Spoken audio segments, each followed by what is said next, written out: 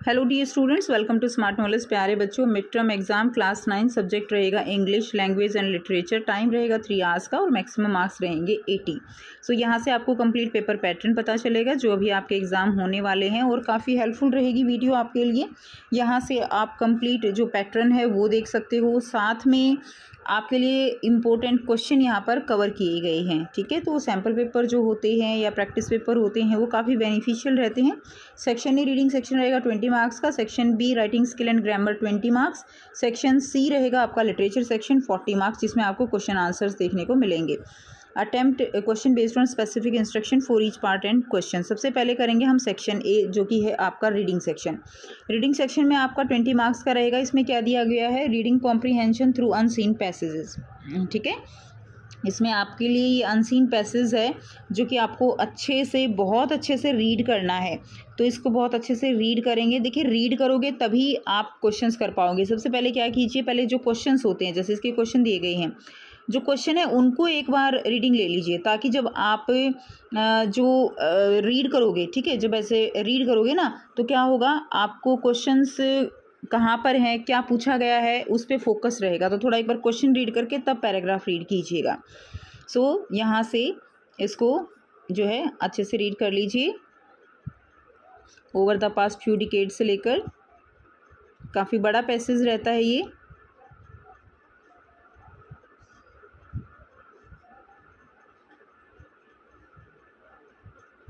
अब हम इसके क्वेश्चन आंसर करेंगे। On the basis of your understanding of the passage answer the following question. Which of the following statement best describe the writer opinions towards moral education. तो ये जो paragraph है ये complete किसके बारे में है, मोरल एजुकेशन। आजकल के एरा में जो बच्चों के अंदर मोरल एजुकेशन कम होती जा रही है, उनके एटिकेट्स नहीं हैं, ठीक है, उनके अंदर ऑनेस्टी, एम्पथी, इंटीग्रिटी, वो सारी चीज़ें कम होती जा रही हैं। तो उसका यहाँ पे कंप्लीट बताया गया है कि ऐसा क्या रीज़न है, क्यों ऐसा हो रहा है, तो वो सब। तो which of the following statement best describe तो education that emphasis community values and ethics. ठीक है, बी इसका आंसर हो जाएगा। नेक्स्ट देखिए, define the role of parents in addressing the decline in moral education according to the writer. Rationalise your response in about 40 words. तो role, parents का role जो है वो डिफाइन करना है कि क्यों मोरल एजुकेशन आजकल कम हो रही है, तो क्या करना चाहिए। तो parents should actively engage in moral discussion. जो पेरेंट्स हैं उनको बच्चों को मोरल जो डिस्कशन है उनमें एंगेज करना चाहिए। On importance of empathy, honesty, integrity, ये सब के बारे में बताना चाहिए। एग्जाम्पल दे के बताना चाहिए कि किस तरह से, अगर स्टोरी जैसे पहले बताते थे कि स्टोरी के बेस पे ऑनेस्टी क्या है, इंटीग्रिटी क्या है, ठीक है, तो इस तरह से बच्चों को इन चीज़ों की इम्पोर्टेंस पेरेंट्स को बतानी चाहिए। ये आप लिख देंगे। नेक्स्ट देखिए, कंप्लीट द सेंटेंस अप्रोप्रिएटली। तो according to the writer there has been a decline in moral education. One of the consequence of the decline in moral education is rise in unethical behavior such as cheating, dishonesty and societal divisions like increasingly fragmented and decrease in the transmission of religious teachings। जो religious teachings है वो कम हो गई हैं, हमें हमारे जो इतिहास है उनके बारे में पता नहीं होता है। क्लियर, तो ये चीज़ें काफ़ी रोल प्ले करती हैं, जो एथिक्स हैं बच्चों के अंदर वो डाउन होने में। उसके बाद देखिए, the passage include some words that are synonym of each other. तो इसमें कौन से एक दूसरे का सिनोनिम रहेगा वो बताना है। तो बी आंसर रहेगा इरोजन यानी डिक्लाइन। उसके बाद नेक्स्ट देखिए, complete the statement, complete the sentence appropriately. तो इसको हमें क्या करना है, यहाँ पे कंप्लीट करना है। We can say that writer's tone become very deep and objective when discussing about the merits of advancement of technology compared to demerits of advancement of technology because तो आगे इसको करेंगे continue. Because the constant exposure to social media platform where information spreads rapidly and often without verification has led to the erosion of critical thinking and ethical decision making skill. ये आ जाएगा। उसके बाद next देखिए, based on the reading of the passage examine in about 40 words how the weakening of family and religious ties led to a decline in moral education. तो किस तरह से जो फैमिलीज़ हैं उनकी वजह से बच्चों के अंदर मोरल एजुकेशन कम हो रही है, तो इस बारे में बताना है। At present families have become fragmented, family nuclear family हो गई है। पहले जॉइंट फैमिली होती थी, दादा दादी वो बच्चों को स्टोरीज सुनाते थे, उनसे उन बच्चों के अंदर जो सोशल वैल्यूज़ हैं, जो इंटीग्रिटी है, जो ऑनेस्टी है, वो डेवलप होती थी। लेकिन आजकल फैमिलीज़ टूटती जा रही हैं, जॉइंट फैमिली देखने को नहीं मिलती हैं, and parents struggle to foster moral values in their children.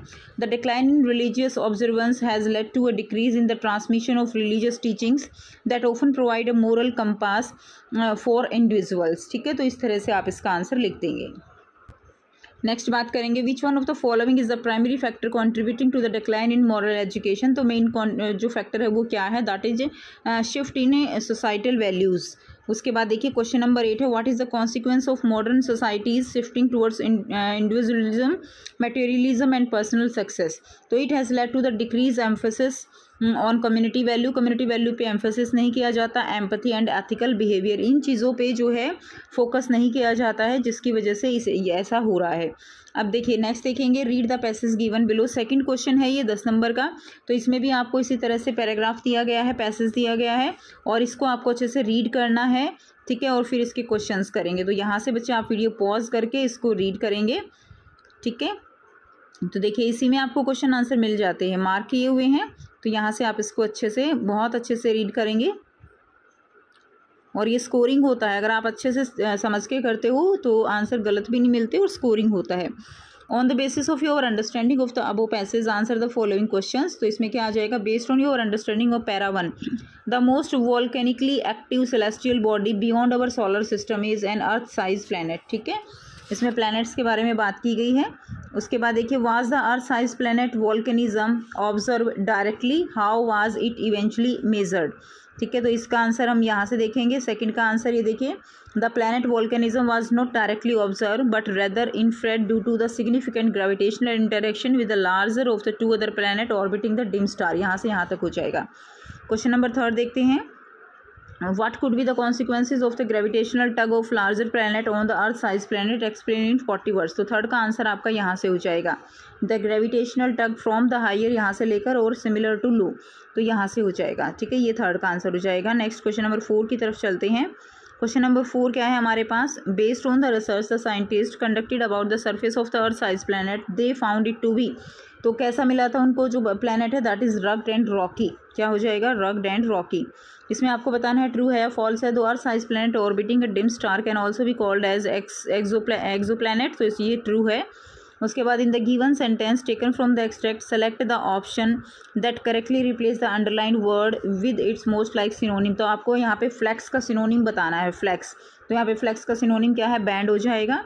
Next देखिए, describe the unique characteristic of the earth size exponent obtained a red dwarf star that make an intriguing candidate for potential habitability, elaborate on its size, temperature, proximity to the star and orbital period। तो about 40 words में आपको इसका answer करना है। तो यहाँ से इसको एक्सप्लेन कर देंगे। The earth size exoplanet has proximity to a red dwarf star and slightly large than Earth. It raise interest in potential habitability. It's short to 2 to 8 days situated on the inner edge of the habitable zone, may enable the presence of liquid water and the possibility of supporting life. Its surface temperature appear to be slightly warmer than earth। ठीक है, तो इस तरह से उसके बारे में बताया गया है। नेक्स्ट देखिए, which of the following is the main take away from the study mention in the passage. तो इसमें आपका ऑप्शन 3 हो जाएगा, the newly detected planet gravitational interaction with another larger planet suggest the likelihood of volcanism on it surface. ठीक है, तो ये आ जाएगा। नेक्स्ट देखिए, सेक्शन बी है हमारा writing section, writing skills and grammar section. तो 20 मार्क्स की ग्रामर रहेगी। इसमें आपको कोई भी 10 जो है टास्क करने हैं, यानी 10 of 12। तो इसमें आपको दिया गया है कि ब्रैकेट में यहाँ पे इसमें क्या आएगा। ठीक है, तो आप इसको बेटा अच्छे से पढ़ेंगे और यहाँ पे आ जाएगा आपका वर्क्स आ जाएगा। ठीक है, क्या आ जाएगा, वर्क्स आ जाएगा। सेकंड देखिए, read the given sentence from an article on health and wellbeing. Error find out करनी है। It is important to note that excessive loss of water must lead to dehydration. Must नहीं होगा, ठीक है, must की जगह can lead to. Must का मतलब ज़रूरी नहीं है कि डिहाइड्रेशन ही हो जाए, सब में ऐसा ज़रूरी नहीं है, लेकिन हो सकता है, पॉसिबिलिटी है, तो इसमें मस्ट की जगह कैन आएगा। प्रॉपर हाइड्रेशन इज एसेंशियल, ये पढ़ लेंगे। उसके बाद नेक्स्ट देखिए, थर्ड टास्क क्या है, इसमें आपको रिपोर्ट करना है, रिपोर्टेड स्पीच बनानी है। तो don't tear pages from your notebook, किसने कहा? फादर ने अपने बेटे से कहा। The father ordered his son, इसमें चेंज करेंगे, the father ordered his son not to tear pages from his notebook. ठीक है, नेक्स्ट देखिए number 4, read the dialogue between a teacher and his student regarding holidays homework. तो teacher ने क्या कहा? Have you noted your holiday homework from WhatsApp group. Student ने कहा yes sir I have noted. तो आपको क्या करना है? Select the correct option to complete the reporting of the above dialogue. तो आपको इसमें जो रिपोर्ट किया गया है, teacher asked his student if he had noted his holiday homework, तो ये इसका आंसर हो जाएगा सी। नेक्स्ट देखिए क्वेश्चन नंबर 5 है। इसके अंदर आपका क्या आएगा? विच, हु और व्हाट दिया गया है। तो जब आप इसको अच्छे से पढ़ोगे तो आपको पता चलेगा and growing number of private universities which are setting globally. ठीक है, which are setting globally accepted standard in higher education, तो विच आ जाएगा इसमें। नेक्स्ट देखिए 6th में आपको एरर बतानी है। तो इसमें प्रोसीड की जगह प्रोसीडिड आएगा, प्रोसीड की जगह क्या आएगा? प्रोसीडिड आ जाएगा। 8th टास्क 7th टास्क है, select the option that identify the error. Diary entry की लास्ट लाइन दी गई है, तो उसमें जो है आपको एरर बतानी है। तो इसके अंदर देखिए Akash annoyed me greatly by pushing me in the playground of no reason, of no reason. Of no reason नहीं होगा, ऑफ की जगह फॉर नो रीज़न आएगा, किसी भी कारण के लिए, तो फॉर नो रीज़न। तो इसमें ये करेक्शन हो जाएगी और ये इसमें एरर है। नेक्स्ट देखिए 8th टास्क है, complete the given narrative by filling up the blank with the correct option. तो इसमें जो है क्या आ जाएगा? गेव आ जाएगा। Professor gave our paper back to the grades and comments. Next है question number 9, report the dialogue between a shopkeeper and his customer by completing the sentence. तो इसमें शॉपकीपर और कस्टमर इसके बीच की कन्वर्सेशन दी गई है, डायलॉग दिए गए हैं। तो इसमें आपको फिल करना है the customer answered that he wanted to buy a new mobile phone, he wanted to buy a new mobile phone. तो आप इसको और अच्छे से पढ़िएगा वीडियो पॉज करके। Fill in the blanks by choosing correct option to complete a classified advertisement publish in newspaper. ठीक है, तो आपको फिलअप करने हैं। तो इसमें क्या आ जाएगा? इसमें जो है यहाँ पे जब आप इसको अच्छे से रीड करेंगे बेटा, तो इसमें आपका यहाँ पे आ जाएगा हैविंग। ठीक है, बेडरूम हैविंग अटैच्ड बाथरूम। ठीक है, यहाँ पे ये आ जाएगा। उसके बाद है complete the line from a famous poem and by filling the blank with the correct option. तो इसमें क्या आ जाएगा? ग्रॉन्स आ जाएगा। The sky groans like one in despair, तो ग्रॉन्स आ जाएगा। नेक्स्ट देखिए क्वेश्चन 12th है। तो इसमें भी आपको एरर बतानी है। तो इसमें एरर ब्रेनस्टॉर्म में है, अच्छे से पढ़िएगा चीज़ों को। ठीक है, अगर सारी हम पढ़ेंगे तो बहुत लंबी वीडियो हो जाएगी, तो आपको अच्छे से पढ़ना है। ब्रेनस्टॉर्म जो है, ब्रेनस्टॉर्म का की जगह क्या आ जाएगा? ब्रेनस्टॉर्मिंग आ जाएगा। ये एरर है और ये इसकी करेक्शन है, ब्रेनस्टॉर्मिंग आ जाएगा। ये हो गया आपका कंप्लीट टास्क ग्रामर का। अब है राइटिंग सेक्शन जो कि है 10 मार्क्स की। अब इसके अंदर क्या है आपका? इसके अंदर आपको all details present in the question are imaginary and created assessment purpose. तो your school recently celebrated Van Mahotsav under eco club. The celebration include the following events. तो वन महोत्सव मनाया गया, उसमें ये इवेंट हुए। ट्री प्लांटेशन हुआ, screening of a documentary on Chipko movement हुआ, spontaneous speech competition हुआ on the importance of growing trees. तो आपको एक डिस्क्रिप्टिव पैराग्राफ लिखना है वन महोत्सव पे, डिटेल में 100 to 120 वर्ड्स में। ठीक है, तो आपको ये खुद से करना है। क्लियर पैराग्राफ लिखेंगे। उसके बाद देखिए और में क्या दिया गया है? In the beginning of the previous year, you are weak in English, but your English teacher helped you a lot. But his friend, splendid effort, you got highest mark. Describe your English teacher. अपने English teacher को आपको describe करना है, उसके effort को describe करना है 100 to 120 words में। Veena starting writing a story but can not complete it. तो आपको क्या करना है? कंप्लीट करनी है स्टोरी। तो यहाँ से लेकर ये जो है आपको क्या करनी है? एक स्टोरी कंप्लीट करनी है। इसके और में आपको एक डायरी एंट्री दी गई है। You are going to school, you saw a small student meeting an accident with a bike. एक छोटे बच्चे का एक्सीडेंट हो गया है बाइक से, तो वो एक डायरी एंट्री आपको लिखनी है। ठीक है, तो एक डायरी एंट्री आपकी आएगी, एक स्टोरी राइटिंग है, एक आपका जो है यहाँ पे क्या आ जाता है? डिस्क्राइब करना आ जाता है एक, और एक जो है आपको यहाँ पे पैराग्राफ कंप्लीट सेलिब्रेशन या कोई भी डिस्क्रिप्टिव पैराग्राफ आ जाएगा। तो इस चीज़ को आपको फोकस करके पढ़ना है। उसके नेक्स्ट देखेंगे सेक्शन सी है हमारा लिटरेचर सेक्शन, 40 मार्क्स का रहेगा। इसके अंदर सबसे पहले आपको एक्सट्रैक्ट दिया गया है और इसको आपको अच्छे से रीड कर लेना है। ठीक है, the inspector had smiled after he has finished and पैटेड मार्गी marquee head. He said to her mother, "It is not the little girl fault, Mrs. Jones. I think the geography sector was geared a little too quick. Those things happens. I have slowed it up to an average 10-year level. Actually, the overall pattern of her progress is quite satisfactory." And he patted Marquee head again. उसके बाद देखिए, who smiled after finishing the task complete करने के बाद कौन smile कर रहा था? तो द इंस्पेक्टर. नेक्स्ट देखिए, सेकंड है fill in the blanks appropriately taking reference from the above context. The reason given by the inspector for the issue in the geography sector was the sector was geared a little too quick. ये answer हो जाएगा. उसके बाद how did the inspector adjust the speed of the geography sector and how did the inspector express his approval to Margie progress. तो आपको इसके 40 words में लिखना है. तो इसमें आ जाएगा, the inspector slowed the geography sector down to an average 10-year level and he express his approval of Margie's progress by patting Margie head. ठीक है. He also said that the overall pattern of her progress was quite satisfactory. ये इसका answer है.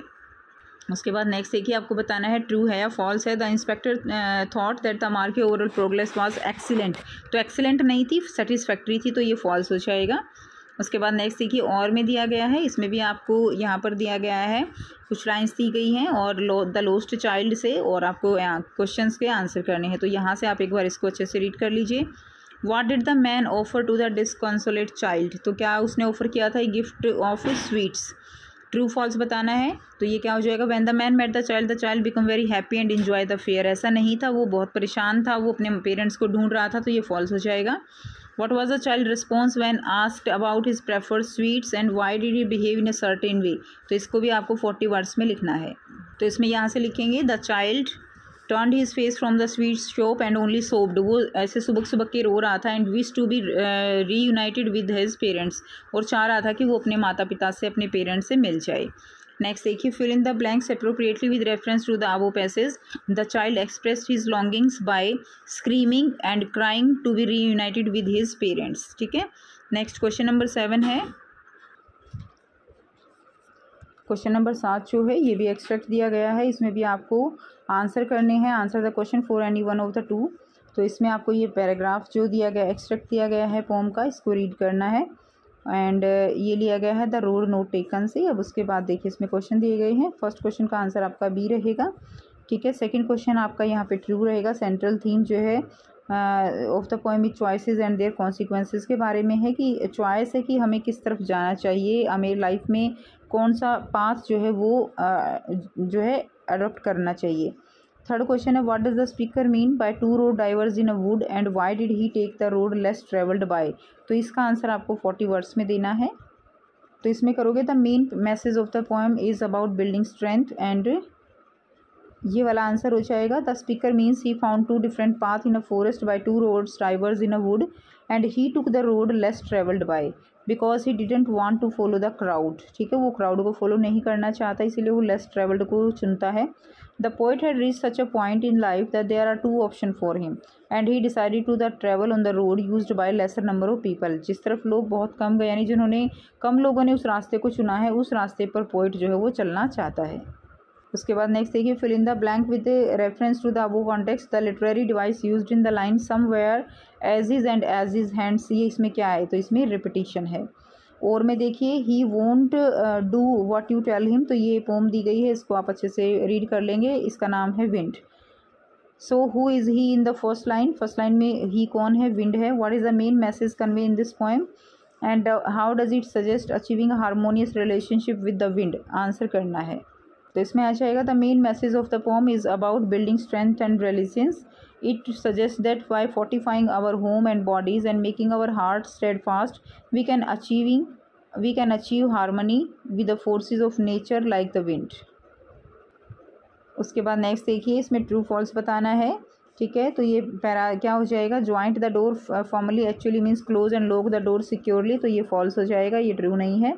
फिर in the blank appropriately with reference to the above context. तो इसमें poetic device बताना है. तो इसमें रिपीटिशन नहीं है, इसके अंदर पर्सोनिफिकेशन है. कौन सा है? पर्सोनिफिकेशन. क्योंकि इसमें विंड को एक पर्सन की तरह दिखाया गया है, तो इसमें क्या है? पर्सोनिफिकेशन रहेगा. नेक्स्ट देखिए, क्वेश्चन नंबर 8 है, answer any 4 of the following. तो इसमें आपको 5 क्वेश्चन दिए गए हैं, किन्हीं 4 के आंसर करने हैं. तो फर्स्ट क्वेश्चन रहेगा the snake and the mirror is a story about a threatened incident which has been narrated humorously justify the narration style of the writer with reference to the story. In conclusion, the story Snake and the Mirror combine fear and humor to create an engaging narrative. The humorous tone helps to alleviate the tension associated with the frightening incident, while the narrator comical observation and reflection add an entertaining element to the story. ये इसका answer हो जाएगा. Next देखिए B है and the melancholy darkness gentle weeps in rainy tears. What does the poet means by melancholy darkness and what memories does rain bring to the poet's mind? तो जो बारिश हो रही है, जो आवाज़ है, ठीक है, वो उसको देख के पोइट के मन में क्या मेमोरीज याद आती हैं. वो अपनी मदर को याद करता है और उसको लगता है कि जो क्लाउड्स हैं वो रो रहे हैं. तो इस तरह का इसमें बताना है आपको कि इसका क्या मतलब है. तो इसमें आ जाएगा the melancholy darkness stand for the clouds. The poet imagine that the clouds covering the sky are in the space of decreation. ठीक है. The poet further imagine that the cloud are weeping in a gentle manner, कि वो रो रहे हैं and their tears are falling down as rain drops, और जो बारिश हो रही है वो उनके टीयर्स हैं.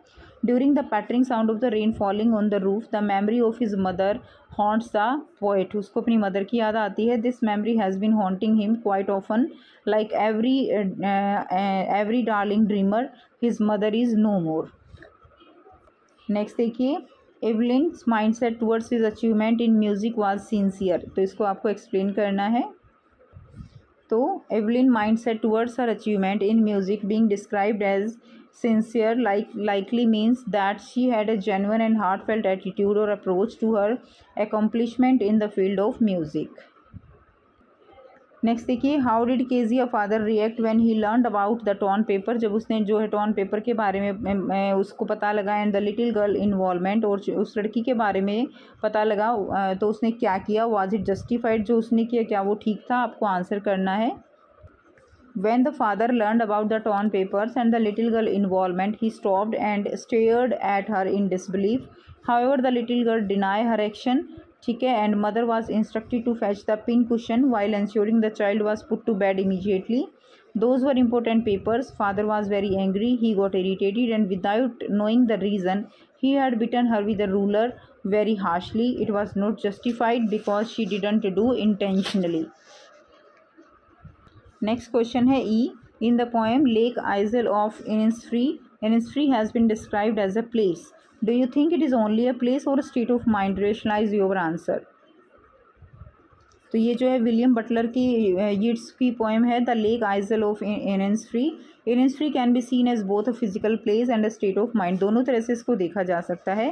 Yeats describe Innisfree as a serene natural retreat where he wishes to escape the noise and busyness of urban life. ठीक है. He speak of building a small cabin, growing beans and enjoying the tranquility of nature. तो जो poet है वो इस busy life से उब चुका है, उसको एक बहुत ही enjoying लाइफ चाहिए, indicating a longing for a simpler more peaceful existence. Clear. तो वो एक स्टेट ऑफ माइंड भी है कि उसको पीसफुल लाइफ चाहिए. इसको एक प्लेस भी रेफ़र किया गया है कि ऐसा प्लेस चाहिए जहाँ पे इस तरह की कोई एक्टिविटी ना हो, कोई बिजी लाइफ ना हो, अर्बन लाइफ ना हो. तो इस तरह से उस दोनों ही इसमें फिजिकल प्लेस और स्टेट ऑफ माइंड दोनों को ही दिखाया गया है. नेक्स्ट देखिए क्वेश्चन नंबर 9 है any two of the following 3 question. 3 में से कोई 2 करने हैं आपको. ठीक है. तो बेटा आप यहाँ से इस क्वेश्चन को पढ़ेंगे. Explain the primary responsibilities of Mahindra as a junior supervisor at the construction sites he is assign to. तो इसमें आपके आंसर जो है रहेगा इन Iswan, the storyteller by R.K. Narayana. Mahinder primary responsibilities as junior supervisor at the construction site involve overseeing various aspects of the construction process. His duties include supervising work. ठीक है. Mahindra is responsible for supervising the daily activities at the construction site. This involves ensuring that the labor and the other worker are performing their task correctly and efficiently. आप इसके according आप इसको छोटा करके भी लिख सकते हो. Managing site operations. He must manage the overall operation at the construction site. This includes coordinating the logistic of the material, monitoring the progress of construction work and ensuring that the site it running smoothly. ठीक है कि जो site है वो smoothly run कर रही है. ये आ जाएगा. नेक्स्ट क्वेश्चन है define Toto bath routine. Now did he almost boil himself alive? What was the outcome of this incident? Toto enjoyed taking baths, testing the water temperature and soaking himself in warm water. One day he jumped into a kettle of water heating over a fire. As the water got hotter, Toto stayed inside and tried to adjust. He was saved just in time by the narrator grandmother before he could be seriously harmed. This incident showed Toto's curiosity and the potential danger it could lead to. तो ये इसका answer हो जाएगा. Next question है how did the king and the minister change the routine of the people in the kingdom explain. कैसे उन्होंने routine change किया लोगों का? आंसर हो जाएगा the king and the minister in the kingdom of fools change the routine by declaring night as day and day as night. They ordered everyone to sleep during the day and work at night. Anyone who disobey would face punishment. This bizarre rule turn the entire kingdom life upside down. They enforced this rule strictly, threatening punishment for anyone who disobeyed, effectively reversing the kingdom natural order. Next question number 10 है in the story the fun they had Margie hated her school give reason. क्यों अपने school से नफरत करती थी? Why did she feel that the old kind of school must have been fun. उसको क्यों लगता था कि जो पुराने स्कूल थे वो उनमें ज़्यादा फन था. इसको एक्सप्लेन करना है और में देख लेते हैं, साथ ही दोनों के आंसर करेंगे. Einstein was unusual child. In what ways he was different? Comment upon the values in his characters that made him a global citizen. Elaborate. तो ये आपके लॉन्ग आंसर टाइप क्वेश्चन रहेंगे. Margie hated her school because it was an impersonal mechanical setup with robotic teacher. The lessons appeared on a screen and the teaching was dull and monotonous. ठीक है. Margie dislike the lack of human interaction and strict schedule imposed by the machine. तो वो machine को like नहीं करती थी. Her school also kept track of her performance which made her anxious especially when she struggle with subject like geography. When she learn about old school. जब उसने old school के बारे में सुना अपनी ग्रैंड मदर्स बुक से, grandfather's की book से, Margie imagine them as a fun. Margie को बहुत फनी लगा बिकॉज चिल्ड्रन स्टडी टुगेदर. बच्चे साथ पढ़ते थे, प्ले खेल करते थे, interact with human teachers. She long for the social aspect and the idea of student learning in a communal environment. To her old school seemed more engaging and lively compared to her isolated automated learning experience. Next देखिए Einstein के बारे में. Einstein was an unusual child in several ways. He spoke very late and often kept to himself, appearing withdrawn and different from other children. He had a deep curiosity and fascination with nature and science from an early age, often questioning conventional ideas. Unlike his peers, Einstein did not conform easily to the rigid school system, which he found stifling and unsurprising. As he grew older, Einstein's character was marked by values like curiosity, open-mindedness, and relentless pursuit of knowledge. He valued freedom, peace, and humanitarian causes, advocating for civil rights and global cooperation.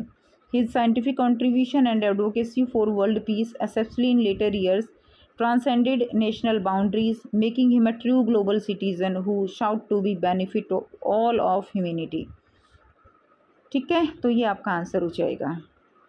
Next देखिए question number 11 any one in 120 words in the context of the kingdom of fool describe the experience and observation of the guru and his disciple. Did they find it justified and rational. तो आपको बताना दोनों का experience कैसा रहा, क्या ये justified था. और में जो क्वेश्चन दिया गया है explain some of the specific incident involving Toto misbehaviour. ठीक है. कुछ इंसिडेंट बताने हैं टोटो के मिसबिहेव के. And how did these incident contribute to the family realisation that Toto was not suitable pet. उनको क्यों रियलाइज़ हुआ कि टोटो जो है वो एक सूटेबल पेट नहीं है. So in the kingdom of fools the guru and his disciple were initially integrated by the strange practice of the kingdom where people worked at night and slept during the day. They also noticed everything, including food, was sold at the same price, one do regardless of its value. The disciple found this to be an excellent opportunity to live cheaply and wanted to stay. ठीक है. उन्होंने बाहर रहने की सोची. However, the guru censored something was amiss and warned that irrational behavior of the people, dictated by foolish rulers, could lead to trouble. Later, the disciple found himself in danger due to the kingdom's absurd sense of justice, where random decision could lead to severe consequences. This confirmed the guru's belief that nothing in this kingdom was justified and rational, ultimately proving that living under foolish leadership was risky and unpredictable. कि ऐसे kingdom में और ऐसे राजा के under रहना वो बहुत risky है, अनप्रेडिक्टेबल है, जो किसी भी कोई भी डिसीजन जो है वो दिमाग से ठीक तरीके से नहीं लेता है। नेक्स्ट देखिए, टोटो के मिसबिहेव के बारे में देखेंगे। Toto misbehaviour including destroying the narrator school blazer, creating chaos at home by breaking dishes and almost scalding himself and causing a scene on a train by threatening passenger and leading to trouble with the ticket collector. His frequent theft and mass making further demonstrated his inability to be a manageable pet. तो उसकी इन हरकतों को देखते हुए वो एक अच्छा पेट नहीं था। These incidents highlighted Toto's disruptive and dangerous behavior, causing the family significant inconvenience and expenses. Ultimately, the cumulative effect of his destructive action and the trouble he caused led to the family to conclude that Toto was not a suitable pet, prompting to find a better situation for him. जिससे उन्होंने उसके लिए और कुछ better जो है एक तरीका खोजने की सोची। तो ये था बच्चों आपका कंप्लीट इंग्लिश का पेपर। आई होप आप सबको वीडियो पसंद आई होगी। क्वेश्चन आंसर जो है आप अपने तरीके से लिखेंगे, आपको स्टोरी पता होती है, आपको कंटेंट पता होता है, उसी के रेफरेंस में आपको स्टोरी के जो मेन पॉइंट्स हैं जो क्वेश्चन में पूछे गए हैं उसको लिखना होता है। ठीक है, तो इन्हीं आंसर्स पे स्टिक होने की कोई नीड नहीं है। आप जो है अपने तरीके से अपनी लैंग्वेज में अपने तरीके से आंसर लिख सकते हो। सो मिलते हैं आपसे नेक्स्ट वीडियो में। साइंस का पेपर ऑलरेडी अपलोड किया जा चुका है, धीरे धीरे सारे सब्जेक्ट के पेपर जो है वो अपलोड किए जाएंगे, तो आप चैनल के साथ बने रहिए। मिलते हैं आपसे नेक्स्ट वीडियो में। Till then take care.